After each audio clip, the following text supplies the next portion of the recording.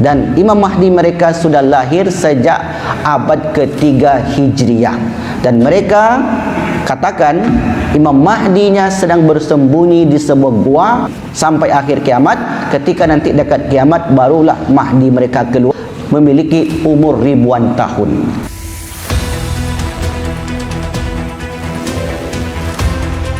Terakhir pembahasan kita tentang al-yaumul akhir, hari akhirat.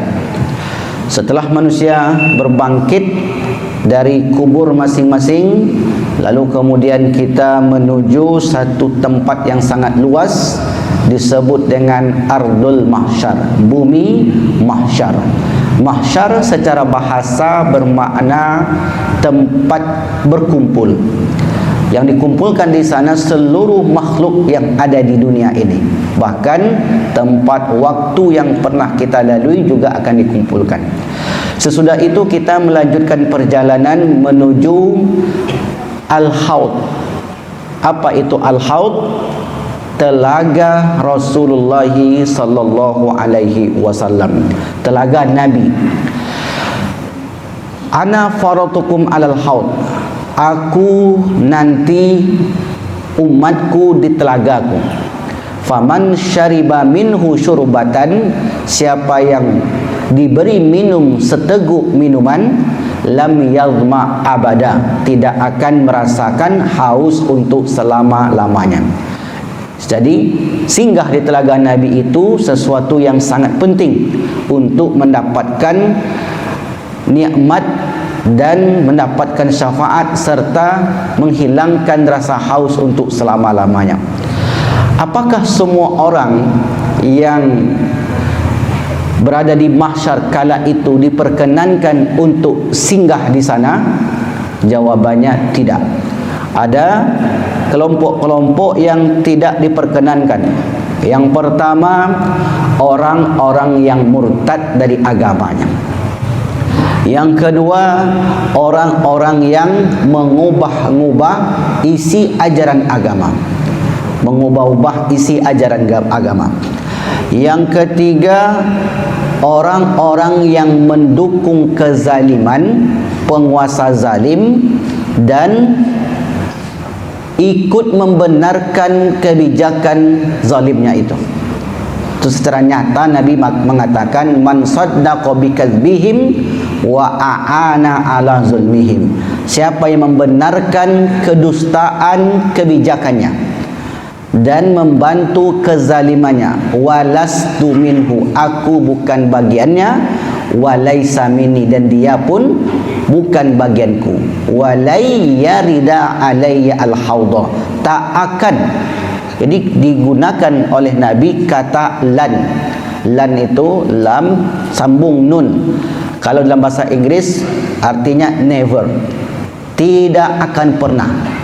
Jadi ada lam, ada lan. Misalnya di Al-Quran, walan tarada ankal yahud, orang-orang Yahudi itu tidak akan pernah redha. Sementara orang Nasrani enggak dipakai kata lan, wan nasara wa. Karena berbeda antara orang Nasrani dan orang Yahudi. Orang Yahudi itu kebenciannya terhadap seluruh agama di dunia ini sangat-sangat keras sekali. Makanya Allah katakan walan tardo angkal yahudu walan nasara hatta tattabi'a millatahum, sampai kalian mengikuti tradisi-tradisi mereka. Tradisi mereka ini apa hari ini Bapak Ibu? Ada yang tahu kejadian apa? Ada yang tahu apa istilahnya? Bukan kejadian, agenda. Ada yang tahu agenda tanggal 31 Juli di Pekanbaru? Tanggal 31 Juli di Pekanbaru berarti mendatang. Sekarang tanggal 15, tanggal 31 Juli. Coba ingat-ingat. Yaitu akan diadakannya konser. Allah, kita bubarkan, mesti itu di 5 kota. Ini mengundang azab luar biasa. Nah ini insyaallah, makanya bersyukur hadir pagi ini Bapak Wawako, karena dengan beliaulah kita kita sandarkan harapan-harapan kita terkait kebijakan-kebijakan Kota Pekanbaru ini. Karena suatu negeri ketika maraknya kemaksiatan, bukan mereka saja yang merasakan azab itu, tetapi semua yang ada negeri itu. Maka oleh karena itu, Bapak Ibu yang dimuliakan Allah Subhanahu wa taala, ini tentu semua elemen bersatu untuk menolaknya. Gimana pun cara, karena ini kalau kita bicara lebih jauh, ini agenda internasional yang mesti digolkan ke setiap negara. Mesti digolkan. Karena itu merupakan sebuah penyakit. Itu yang kita katakan dahulu, ada orang-orang yang secara keyakinan, secara pemikiran sebenarnya sudah murtad secara keyakinan, membenarkan perbuatan tersebut. Siapa kita sebut contohnya? Profesor Dr. Haja Musdamulia. Profesor doktor, kalau laki-laki menikah dengan perempuan biasa. Biasa kata dia. Tapi kalau menikah laki-laki sesama laki-laki, perempuan sesama perempuan, luar biasa, top. Itu yang bicara profesor doktor. Itu banyak yang mendengarkan dan diikutilah oleh orang-orang yang setuju dengan dia. Maka ini tidak boleh terjadi insya-Allah di Kota Pekanbaru ini. Jadi Bapak Ibu yang dimuliakan Allah, itulah agenda yang akan diberlakukan oleh, sebenarnya di belakangnya ini adalah Yahudi, karena mereka ingin merusak generasi muda. Dan mereka sendiri tidak melakukan itu. Bahkan orang Yahudi itu ketika dia dengar cerita kaum Lut saja, mereka tak mau mendekat. Tak mau mereka mendekat. Mereka jauhi. Tetapi mereka buat agenda itu untuk merusak orang lain. Kalau orang lain rusak, tentu mudah untuk dikontrol, untuk dikuasai. Begitulah strategi mereka. Ada di zaman Perang Dunia Kedua, namanya Allahumma sholli ala Muhammad, Menteri Propaganda Nazi. Coba cari namanya. Kalau nggak salah, Joseph Goebbels. Itu luar biasa. Jadi rupanya ada Menteri Propaganda yang mempropaganda Nazi ketika itu, sehingga kemudian menyerang berbagai daerah. Itu menarik untuk dipelajari. Tentunya bagi para pelajar di luar sana. Nah, itu yang diagendakan oleh Yahudi hari ini. Baik Bapak Ibu yang dimuliakan Allah. Nah, yang juga sudah kita jelaskan, yaitu orang-orang yang menolak keturunan Rasul, membenci keturunan Nabi. Kemarin ada yang bertanya, apakah keturunan Nabi itu ada sampai sekarang dan sampai akhir zaman? Ya, ada. Kalau ada orang yang mengingkari sampai tidak mengatakan tidak ada keturunan Nabi, berarti dia sudah menolak hadis-hadis Rasulullah SAW. Contohnya, kita bacakan beberapa hadis tentang keturunan Rasulullah. An Ummi Salamah, dari Ummi Salamah qalat, berkata, sami'tu, aku mendengar Rasulullah bersabda, al-mahdiyu min itsrati, Mahdi keturunanku, wa min waladi Fatimah, dari anak Fatimah. Meskipun suaminya Ali, tapi Nabi menyebutkan keturunanku, anak Fatimah. Fatimah anak daripada Rasulullah SAW. Ali ponakan sepupu Rasulullah SAW, anak daripada Abu Talib. Abu Talib adik-beradik dengan Abdullah. Itu satu hadis. Hadis yang lain Rasul katakan, an Ali qala Rasulullah, al-mahdiyu minna, Mahdi itu dari kami, ahlul baiti, ahlul bait. Dan namanya itu, kata Nabi, yuwati usmuhu ismi, namanya itu sama seperti namaku. Mahdi itu gelar, namanya Muhammad bin Abdullah. Jadi Nabi menyebutkan secara jelas, sharih dalam hadis-hadisnya, bahwasanya keturunan Nabi itu Imam Mahdi sampai di akhir zaman. Yang menjadi perbedaan di kalangan para ulama, apakah dari kalangan keturunan Hasan atau keturunan Husain? Itu jadi perdebatan, karena ada riwayat al-mahdiyu min walidi Hasan, Mahdi itu dari dari keturunan Hasan. Beda dengan konsep Syiah. Ali, Hasan, Husain, ini konsep Syiah. Imam Mahdi menurut Syiah. Karena Imam Mahdi itu konsepnya juga dimiliki oleh kelompok Syiah. Kata Syiah, Imam Mahdi kami itu imam yang ke-12. Ali, Hasan, Husain, Ali Zainal Abidin, Muhammad Al-Baqir, Ja'far Shadiq. Nah, ulama Ahlussunnah wal Jamaah mengakui yang 5 ini. Ja'far Shadiq itu keturunan Rasul. Tapi kalau sampai ke bawah tidak lagi, karena Ja'far Shadiq punya anak Ismail dan Ismail meninggal di waktu kecil. Akhirnya kemudian orang Syiah membuat kelompok lagi, namanya kelompok Syiah Ismailiyah. Siapa di sini yang menjelaskan tentang kelompok-kelompok? Nanti bisa ditanya detail. Kelompok Syiah Ismailiyah berkembang di Mesir. Kemudian terpecah pula Syiah Ismailiyah ini, ada namanya Qaramito. Maka berkembang pesat pula di Mesir. Sehingga dahulunya Al-Azhar pertama-tama dikuasai oleh Syiah Ismailiyah Mesir. Kemudian naiklah Salahuddin Al-Ayyubi mengubah akidah umat Islam Mesir dari Syiah ke Ahlus Sunnah wal Jamaah sampai hari ini.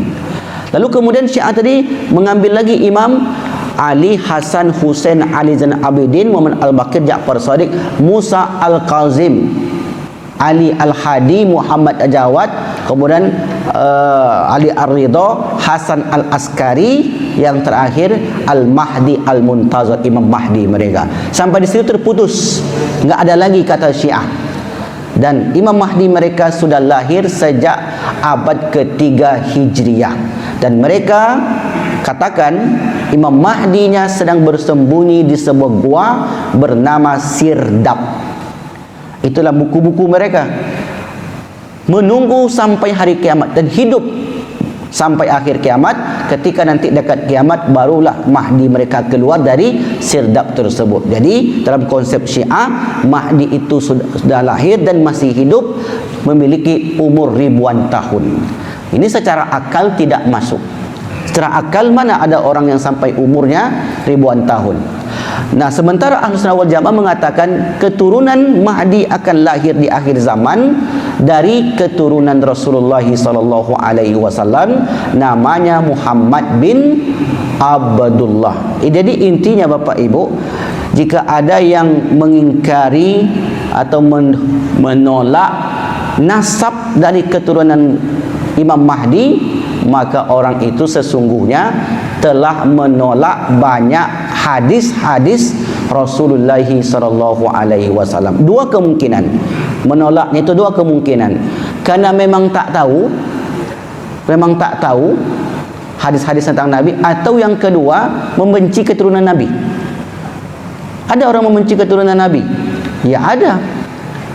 Tapi tentu ini mungkin tidak begitu banyak, tapi tetap ada orang-orang yang tidak suka dengan keturunan Rasulullah sallallahu alaihi wasallam. Itu yang keempat. Ini jawaban dari pertanyaan di pekan yang lalu. Ini untuk menambah kekuatan iman kita, pengetahuan kita, bahwasanya ketika kita berbicara apalagi perkara agama, mesti disandarkan kepada dalil.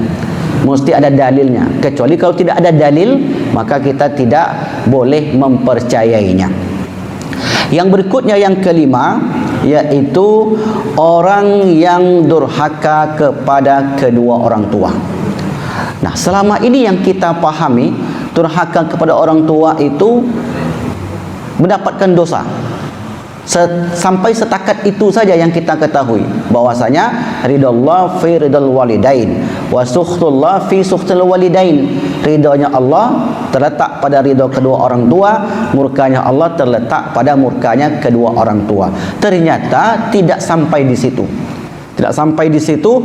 Rasulullah katakan, an Jabir, dari Jabir radhiyallahu anhu, qala Rasulullah sallallahu alaihi wasallam, barru aba'akum tabarru abna'akum. Berbuat baiklah kalian kepada kedua orang tua kalian, niscaya anak-anak kalian akan berbuat baik kepada kalian.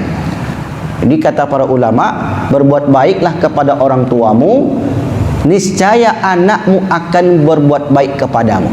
Mengapa begitu? Karena terjadinya timbal balik, terjadinya hukum ketika seorang berbuat baik kepada ayahnya, maka dilihat oleh anaknya. Ketika anak ini berbuat baik kepada ibunya, maka akan ditengok oleh anaknya. Apa kata anaknya? Dulu ayahku itu luar biasa membantu mak dan ayah saya. Terpatrilah pemandangan itu di benak anaknya. Kemudian ketika dia besar, maka kemudian dia akan melakukan seperti itu. Itu berangkai namanya. Jadi Bapak Ibu yang dimuliakan Allah, tanpa disadari ketika seorang suami berbuat baik kepada ibunya, seorang istri tentu ini tidak boleh melarang. Sebab ketika dia larang, kelak anaknya akan melarang istri atau suaminya berbuat baik kepada dia. Karena dia lihat, dulu makku melarang ayahku untuk berbuat baik kepada kedua orang tua. Dan bahkan jangankan kita orang Islam, orang tidak beragama Islam saja menerapkan ajaran ini, berbuat baik kepada kedua orang tuanya. Ini cerita lebih jauh sedikit Bapak Ibu. Kenal dengan Cristiano Ronaldo? Kenal insyaAllah. Cristiano Ronaldo itu pernah dekat dengan seorang perempuan Rusia. Ketika itu ditanyalah oleh Cristiano Ronaldo, apa kata dia? Ini enggak apa-apa cerita sedikit Bapak Ibu. Soalnya dalam dirinya itu ada nilai-nilai kebaikan dan itu bisa kita ambil. Apa kata dia? Kamu pilih saya atau pilih makmu? Kalau pilih saya, tinggalkan makmu. Kata orang ini, kata pemain bola ini, enggak mungkin saya tinggalkan mak saya karena dia adalah sumber keberkahan hidup saya. Bayangkan Bapak Ibu, tak kenal konsep Islam, tapi ternyata berbuat baik kepada orang tua itu mereka yakini sebagai suatu keberkahan. Kalau orang Jepang tu mengatakan sebagai hoki. Artinya apa? Berbuat baik itu Allah tak pandang. Allah tak pandang apapun agama orang itu. Karena berbuat baik itu dilihat kepada perbuatannya. Kalau orang Islam mendapatkan pahala, di akhirat dibalas. Kalau tak Islam, di dunia mereka peroleh, di akhirat mereka tidak dapat. Ini dalam keyakinan kita. Maka kemudian dia putuskanlah perempuan ini, dia pilih mak dia. Ketika dia pilih maknya, Masya Allah, keberkahan-keberkahan hidup, kebaikan-kebaikan, mungkin tak berkah kita sebut, kebaikan-kebaikan dalam hidupnya Allah berikan. Allah juga memberikan, bukan ada Tuhan lain. Apapun yang dimiliki oleh manusia di dunia ini, beriman ataupun tidak dia, semua pemberian Allah. Cuma bedanya ada yang sifat Rahman, ada yang sifat Rahim. Itu beda aja. Kalau Rahman diberikan ke makhluk pun diberikan oleh Allah, tapi Ar-Rahim Allah berikan kepada hamba-hambanya yang beriman dan beramal saleh. Jadi ternyata berbuat baik kepada kedua orang tua menyebabkan kesuksesan di dunia dan mendapatkan telaga Rasulullah di akhirat. Sebaliknya, ketika seorang mengabaikan orang tuanya, maka kemudian di akhirat juga mereka akan diabaikan oleh Rasulullah. Ada satu kisah nyata. Orang ini namanya Anthony Joseph Buchalil. Silakan Bapak Ibu cari. Anthony Joseph Buchalil, orang Australia, keturunan Libanon. Jadi orang ini punya anak 3. Namanya Marianne, satu lagi Anthony, satu lagi kalau nggak salah Tom anaknya. Nama istrinya Gay namanya, bukan arti gay yang kita ceritakan tadi. Itu nama istrinya. Jadi ini orang sukses di Australia, dokter hebat. Sampai di umur 70 tahun sekalipun dia masih dipakai, diterbangkan dari apartemennya. Apartemennya itu Bapak Ibu di tempat yang paling strategis di Australia. Kalau dia tegak di depan apartemennya itu, dia lihatlah kota Sydney itu dengan mudah, dengan indah. Itu tempat yang paling mewah di Australia. Lalu kemudian orang ini hidup seorang diri. Hidup seorang diri. Suatu ketika dia pergi ke suatu mall, ada keperluan, dan di situ ada orang Indonesia. Ada orang Indonesia. Orang Indonesia ini kalau nengok orang tua kepayahan, tak tega. Kemudian datangi dan bicara, akhirnya kemudian sampailah pada kesimpulan, maukah kamu tinggal dengan saya? Orang ini bertanya, Kenapa? Padahal bapa orang hebat, kekayaannya berlimpah ruah, anaknya tidak mau tinggal dengan dia. Begitu dibawa, diceritakanlah, ternyata anak yang 3 tadi, saat orang tuanya sakit, makmu, ayahmu sakit, kemudian butuh bantuanmu. Apa kata dia? Urus saja, urus saja ayahku itu, kami sibuk dengan urusan kami masing-masing. Sampai kemudian meninggal 2013, diuruslah oleh orang Indonesia ini, Bapak Ibu. Nah, mengurus orang tua, dia tak pernah mengharapkan atau tak pernah terfikir apa yang dapat sesudah itu. Setelah orang ini pulang, ternyata sebelum meninggal sudah dibuatkan surat wasiat untuk dia. Tak ada keluarga, tak kenal siapa, tapi ketika pulang sampai ke Indonesia, dia pun buat surat, diberikan sebagian besar hartanya kepada orang yang mengasuhnya ini. Ditanya, kenapa anakmu tidak mengasuhmu? Lalu dalam Islam tidak pernah seperti itu. Kata dia, maka anakku itu tidak pernah berkunjung ke sini selama sekian tahun lamanya. Aku tinggal seorang diri. Dan ada satu keyakinan, Allahumma sholli ala Muhammad, satu keyakinan orang barat sana, ketika mereka sudah tua, mereka ingin menyendiri, kemudian mereka tidak mau keluar sampai nanti mereka mati di situ, dan dianggap itu sebuah kemuliaan. Jadi keyakinan orang barat itu, Bapak Ibu, ketika dia tidak bersama anaknya dan hidup seorang diri, sampai sebulan 2 bulan baru ketahuan dia meninggal. Nah, sementara anak-anaknya tidak mau untuk berbuat baik kepada kedua orang tuanya. Nah, orang Indonesia tadi, apa yang dia lakukan itu ternyata dibalasi oleh Allah berupa balasan di dunia yang luar biasa. Tak tahu berapa banyak diberi harta warisannya itu, harta asetnya kepada orang Indonesia tadi. Itu berbuat baik kepada orang lain saja Allah muliakan, khususnya orang tua, apalagi kepada kedua orang tua. Saya tanya, saya langsung interview orang ini, bukan cerita saya baca di internet. Saya tanya, kenapa abang mau seperti itu, mau mengasuh orang tua? Kata dia, karena mengasuh orang tua itu hoki, kata dia. Mengasuh orang tua itu berkah. Tapi pun ayah abang, bukan mak abang. Meskipun siapapun, kalau ada orang tua mau saya asuh, saya mau, kata dia. Bapak Ibu yang dimuliakan Allah SWT, sebenarnya kalau kita bawakan ke dalam agama ini, itulah yang diajarkan oleh Islam bersama orang tua, apalagi orang tua sendiri, mendatangkan keberkahan yang luar biasa di dunia, dan kelak di akhirat orang itu akan ditunggu oleh baginda Rasulullah sallallahu alaihi wasallam. Apa kata Rasulullah? Barru aba'akum, berbuat baiklah kalian kepada kedua orang tua kalian, tabarrakum abana'ukum, maka anak-anak kalian akan berbuat baik kepada kedua orang tua kalian. Wa man tunusila ilain, dan siapa yang tidak melakukan itu, tidak mau berbuat baik, apalagi sampai membuatnya tersakiti, membuat orang tua itu makan hatilah, maka ini suatu dosa besar bagi seorang anak. Dan itu pernah terjadi di Mesir, Bapak Ibu. Pernah terjadi di Mesir. Jadi anak ini mengantarkan orang tuanya di tempat di sebuah taman di pinggir Sungai Nil.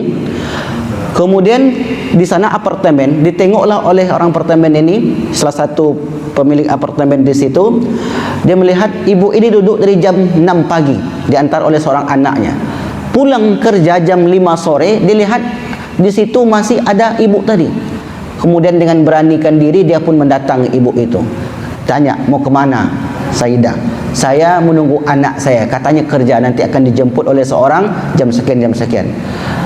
Kenapa belum sampai, belum pulang? Tak tahu, mungkin ada kesibukan, kata ibu ini. Kemudian, tapi saya dititipkan satu kertas kecil, kata sang ibu. Apa itu? Dia tengoklah. Rupanya isi kertas itu, bagi siapa yang menemukan orang tua ini, hantarkan dia ke panti asuhan.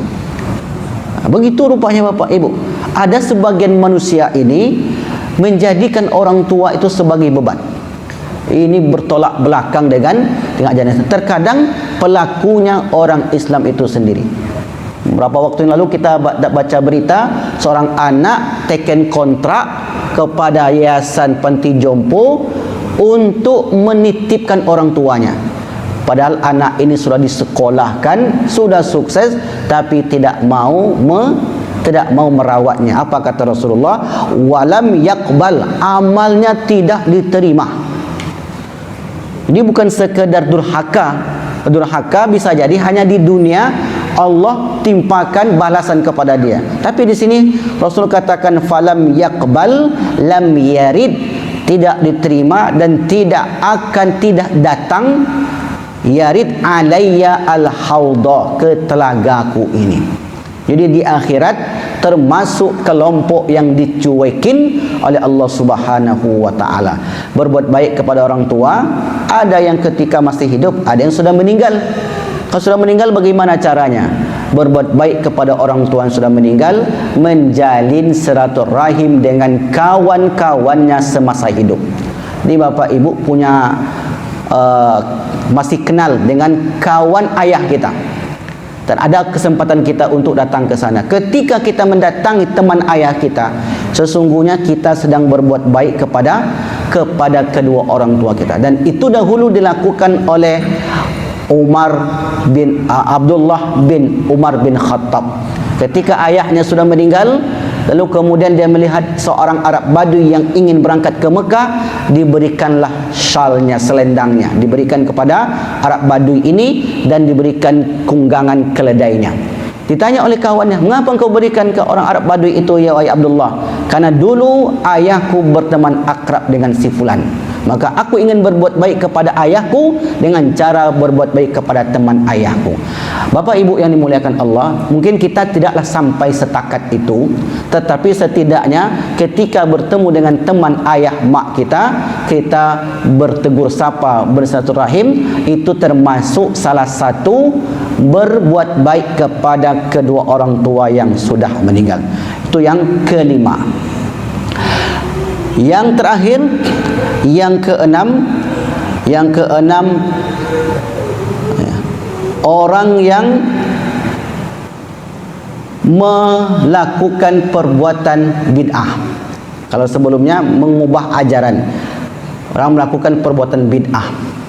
Bid'ah ini apa?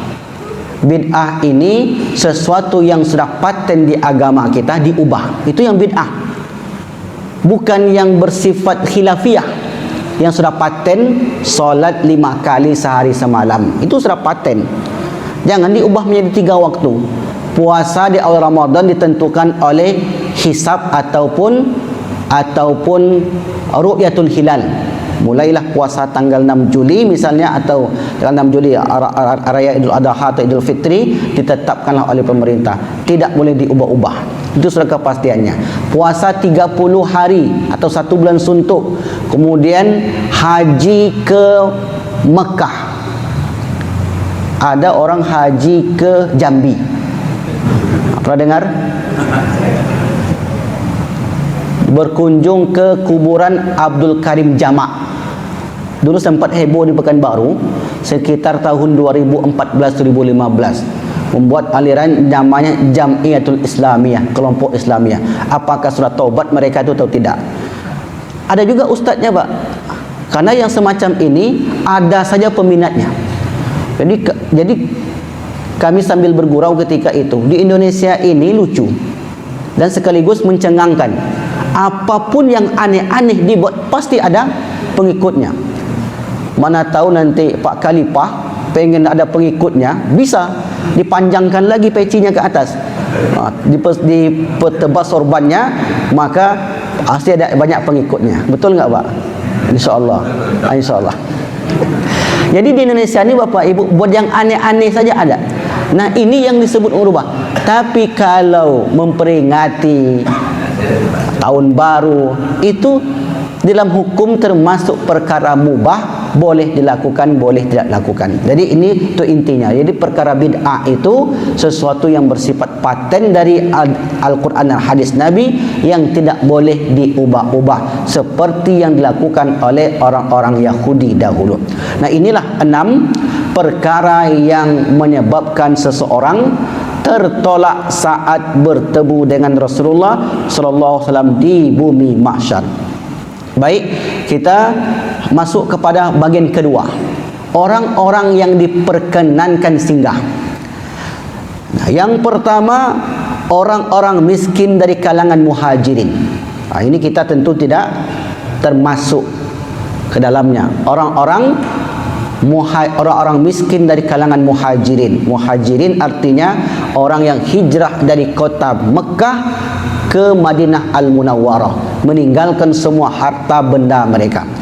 Mereka disebut al-muhajirin, dari kata hajaro, yuhajiru, muhajir, orang yang hijrah.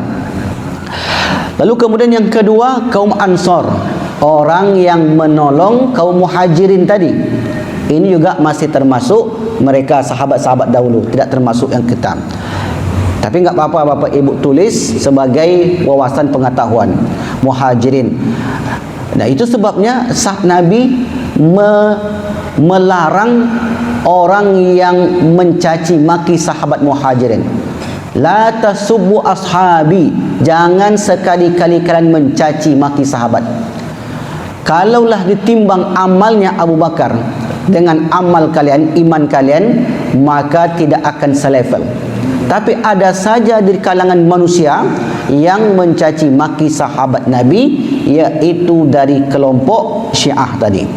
Muhajirin Ansar. Yang ketiga, di sini sebutkan agak unik Bapak Ibu. Penduduk Yaman.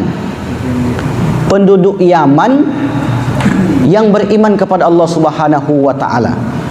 Kenapa disebut penduduk Yaman? Karena ternyata orang-orang Yaman itu hatinya sangat lembut. Hati orang Yaman itu sangat lembut. Dan perang di akhir zaman, wallahu alam kapan itu terjadi? Itu terjadi di Yaman. Di akhir zaman akan terjadi di Yaman. Cuman waktu, tahun, wallahu a'lam bishawab, kita tidak boleh menentukannya. Nabi hanya menyebutkan seperti itu, bahwasanya haudi adzun nasa li ahli Yaman adribu bi asaya hatta yarafadda alaihim. Sesungguhnya aku kelak akan berada di telagaku untuk memberi minum kepada orang-orang baik penduduk Yaman. Yang ketiga, yang keempat. Nah, yang keempat ini bisa kita usahakan, yaitu orang-orang yang ziarah ke Raudhah. Raudhah di Madinah Al-Munawwarah. Jadi kalau sempat kita berangkat umroh atau haji, jangan tinggalkan Raudhah ini. Raudhah itu antara mimbar dan rumahku, kata Nabi. Ini rumah Nabi, ini mimbar Nabi, di situ ada Raudhah. Tapi di Raudhah itu benar-benar beribadah, bukan untuk selfie. Hari ini orang yang umroh itu tercoreng niatnya Bapak Ibu. Ketika tawaf, bukan labbaik Allahumma labbaik, bukan doa-doa yang dibaca, bahkan sempat live. Tujuannya apa sebenarnya live itu? Untuk memberitahu kepada orang lain, saya sedang di Mekah. Sebenarnya tidak ada urgensinya, tak ada penting sama sekali, dan itu tidak harus dilakukan. Bisa nanti setelah keluar dari Mekah dan lain sebagainya. Maka ketika di Raudhah, kata Nabi, an Abi Hurairah radhiyallahu anhu anan Nabi sallallahu alaihi wasallam, ma baina baiti wa mimbari raudhatun min riyadil jannah. Antara rumahku dan mimbarku ada taman-taman surga. Orang yang berdoa di taman surga mustajabah, doanya mustajab. Wa minbari ala haudi, mimbarku itu di atas telagaku. Kata para ulama, kelak di akhirat Rasulullah memanggil umatnya melalui mimbarnya tadi.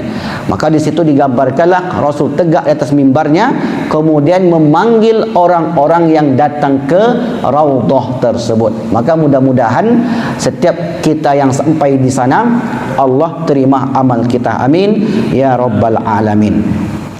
Kemudian yang kelima, orang-orang yang sabar. Sabar dengan kehidupan. Ya, ini jelas kalau sabar itu insyaallah kita sudah paham semuanya. Nah, sabar dan kehidupan. Apa kata Rasulullah?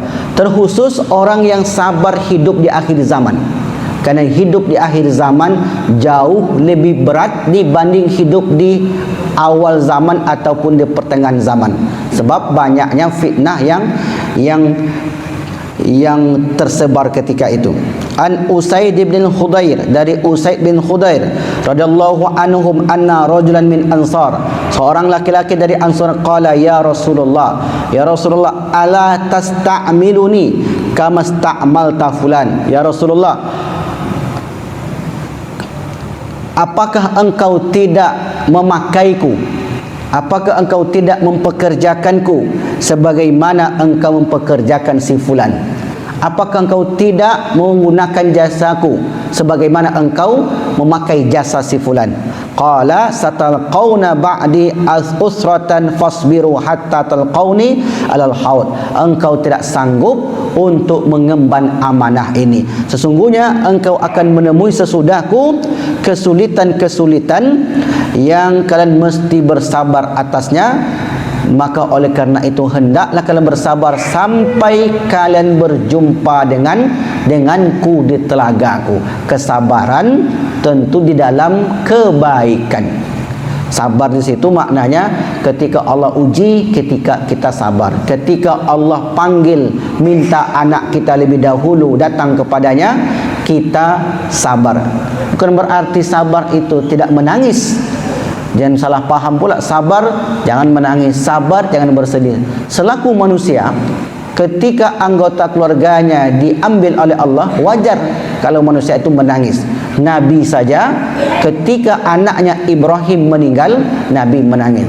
Tetapi menangisnya kita tidak sampai menghujat dan mengugat Allah. Jadi mengugat Allah itu maknanya, ya Allah, mengapa engkau panggil keluarga aku? Aku dah solat ke masjid. Si fulan tu enggak pernah ke masjid, tapi sehat badannya.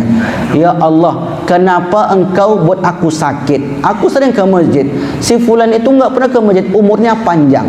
Aku dah berdoa kepadamu ya Allah, tetapi mengapa engkau tetap memberi ujian kepadaku? Sementara si fulan tak pernah nampak di masjid, tak pernah bersama kita, tak pernah berbuat baik, hidupnya senang. Maka ini jangan sampai keluar dari mulut seorang muslim. Sebab ketika Allah Subhanahu wa taala memberikan ujian kepada seorang hamba, tujuannya adalah untuk meningkatkan derajatnya. Yang terakhir yang keenam, yaitu orang yang hidup zuhud di dunia ini. Qala Sayyidu Anas, ini perkataan daripada Anas, bukan hadis Nabi. Ini hadis, bukan hadis marfu, tapi hadis mauquf. Anas berkata, awwalu may yaridu al-hawda ala Rasulillah azabiluna nahiluna sa'ihuna alladhi idza ila jahannama al-laila aw aqbala zulami faghattal mar'iyatu istaqbaluhu bil huznin. Yaitu orang yang pertama mendatangi telaga Rasulullah adalah orang yang zuhud. Apabila malam tiba, mereka dijumpai dalam keadaan selalu bersedih. Maksudnya orang yang ketika sampai di waktu malam bersedih kurangnya amal ibadah yang mereka lakukan selama di siang harinya. Inilah 6 kelompok orang yang diperkenankan untuk menyinggahi telaga Rasulullah sallallahu alaihi wasallam. Baik Bapak Ibu yang dimuliakan Allah SWT, selesai sudah tentang telaga Rasulullah sallallahu alaihi wasallam. Kita masuk ke pembahasan hari pemeriksaan. Jadi selesai dibangkit, kemudian dikumpulkan di mahsyar. Karena perjalanan yang begitu panjang, melelahkan, panas, maka Nabi tunggu kita di Al-Haud. Setelah selesai kita minum di telaga Al-Haud itu, kita menuju Yaumul Hisab, hari pemeriksaan. Maka setiap orang nanti akan diperiksa. InsyaAllah akan kita jelaskan di pertemuan yang akan datang. Baik Bapak Ibu yang dimuliakan Allah Subhanahu wa taala, sebagaimana yang kita sebutkan di awal tadi, kita berdoa kepada Allah Subhanahu wa taala untuk ada pertanyaan. Silakan. Cara yang termudah untuk mencapai kesabaran, ini cara yang mudah, yaitu memahami hakikat yang Allah berikan kepada kita. Misalnya ujian yang Allah berikan kepada seorang hamba, kita pahami hakikatnya. Apakah ujian itu untuk menghinakan atau untuk memuliakan? Ketika seorang ditimpa musibah, suaminya jatuh di atas perahu, kemudian kepala terbentur, sarafnya kena, bawa ke rumah sakit Arifin Ahmad Pekanbaru. Sejak saat itu sampai hari ini sudah 2 tahun lebih, tak pernah sehat lagi. Datang orang berkunjung ke rumahnya, sabar ya bu, sabar ya kak, sabar ya dek, kata. Dia ucapan sabar saja. Apakah orang bisa sabar dengan ucapan seperti itu? Belum orang bisa menerima dengan ucapan sabar seperti itu. Jadi ketika kita ucapkan sabar, kita beri penjelasan. Itulah hakikat daripada suatu musibah yang diterima. Sabar ya bu. Habib itu pernah mengatakan begini, setiap muslim yusibul adha, ditimpa penyakit apapun sakitnya, tujuannya adalah hattat anhu sayyi'atuhu, menggugurkan dosa-dosanya. Hakikat ujian menggugurkan dosa. Ketika orang itu dengar ucapan kita tadi, barulah dia bisa bersabar. Jangan sebaliknya, aiku dosa apa patangku, makanya jajahit. Ketika itu diucapkan, bukan orang ini semakin tenang, semakin gelisah nih. Untung-untung tak balas cakap, kau juga berdosa kemarin, kata dia. Kenapa kau tak dapat? Nah, jadi kita jelaskan hakikat daripada sesuatu yang kita lalui, insya Allah kita pun bisa mencapai kesabaran. Dan kesabaran itu Bapak Ibu berbanding lurus dengan keimanan, dengan pengetahuan.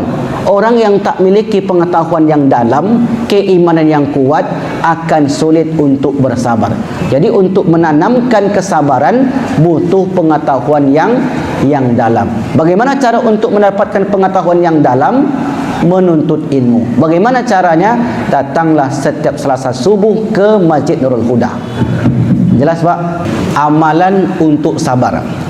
Ada seorang sahabiat,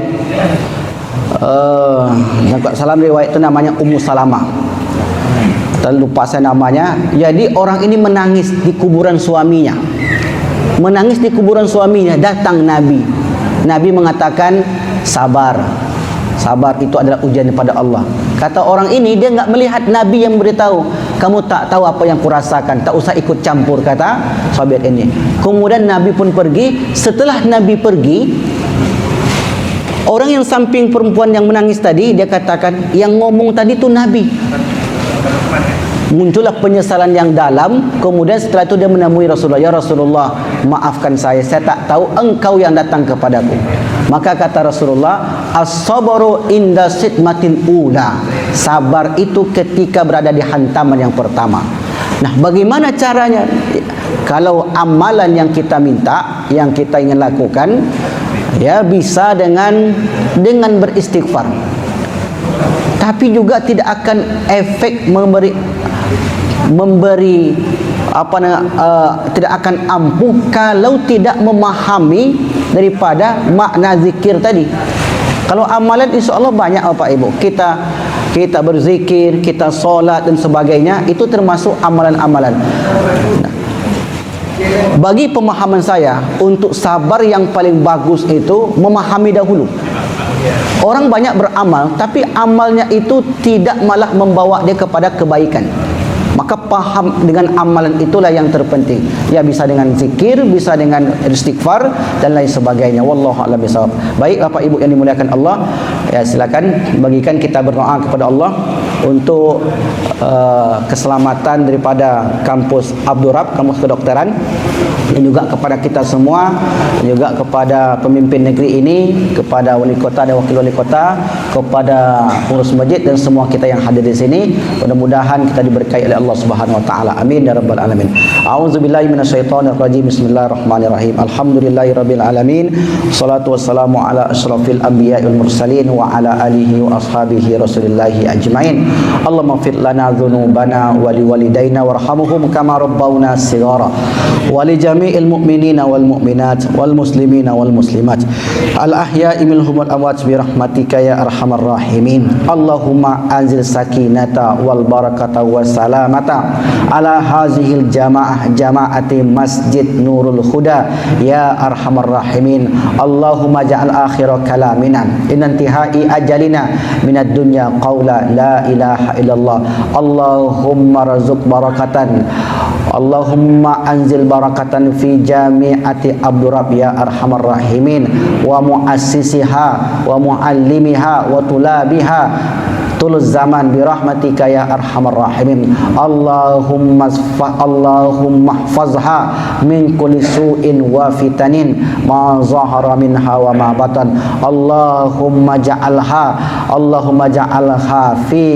fi maqamil ula ala jama'atiha ya ala jama'atil wal jami'ati fi hadzal bilad ya arhamar rahimin. Allahumma sahil umuraha wa umura muassisiha wa umura muallimiha wa mudarrisiha wa tulabiha bi rahmatika ya arhamar rahimin. Rabbana atina fid dunya hasanah wa fil akhirati hasanah wa qina adzabannar. Walhamdulillahi rabbil alamin. Subhanakallahumma bihamdika asyhadu an la ilaha illa anta astaghfiruka wa atubu ilaik. Wassalamualaikum warahmatullahi wabarakatuh.